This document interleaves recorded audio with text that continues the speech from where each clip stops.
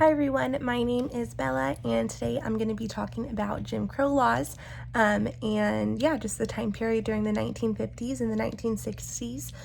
This time period was called like a period of economic prosperity and just a place with new opportunities, but that wasn't the case for everybody, especially after I was like reading the article and the video about the Jim Crow laws. It really just opened my eyes that there could be Americans who were living in this time period that were just living completely different realities. And so a little background is that Jim Crow laws were laws and social rules that separated Black people from the white people. So they affected schools, hospitals, transportation, restaurants, voting, jobs, basically any part of everyday life. And these facilities were called separate but equal, but the facilities for Black Americans were usually older, poorly maintained, and they were just given fewer resources.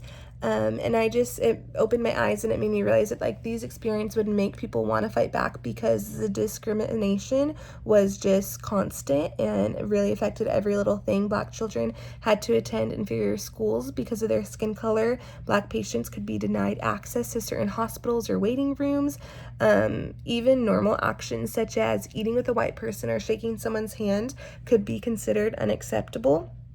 And the Jim Crow just took away people's dignity. Like many Black adults were expected, I was reading in the article, to call white people sir, ma'am, Mr., Mrs., while the white people refused to show the same respect and would just often call them by their first name.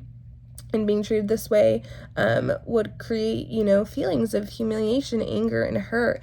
And another example that the article gave was like how Black Americans were prevented from voting through poll taxes. And there was like white-only primary elections and unfair literacy test. And so I knew all of these things, but just reading this article was just a reminder of like really how it affected every aspect of everyday life. And I think the laws just especially pushed people to fight back because they were forced to follow these unfair regulations, and it just blocked them from having the same opportunities. The article also gave an example of like how violence was used to enforce Jim Crow. So like Black Americans who tried to vote or challenge segregation or refused to follow these customs, they could lose their jobs and their homes. And like lynchings, I think that's how you pronounce it, were used to like spread fear, and the people responsible for this were rarely punished. And even like talked about how in some cases police officers participated or even like failed to protect the victims. And so overall this just showed that like Black Americans staying silent wouldn't keep them safe, and following the rules did not protect them from discrimination or violence. And so fighting back became necessary because accepting the system meant continuing to live without equality and safety. And so Black Americans resisted by protesting and organizing and like just challenging these unfair laws and like demanding for voting rights. They weren't asking for special treatment. They just wanted to have the same rights and protections that the white Americans already had.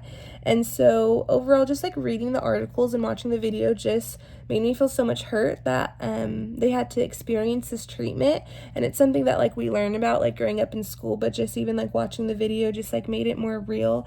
And it just also makes me have so much more respect for like the courage that African Americans had to like stand up for their rights and their safety and their freedom. And so thank you guys so much for watching.